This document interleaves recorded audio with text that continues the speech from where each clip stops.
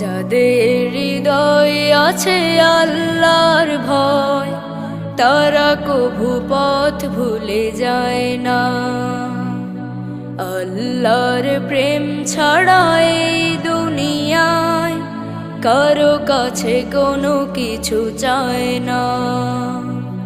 দিন কায়েমের পথে যারা অবিচল, তারা হলো আল্লাহর প্রিয়জন। বাতিলের কাছে যারা হার মানে না, সংগ্রাম করে যায় আমরণ। দিন কায়েমের পথে যারা অবিচল, তারা হলো আল্লাহর প্রিয়জন। বাতিলের কাছে যারা হার মানে না, সংগ্রাম করে যায়।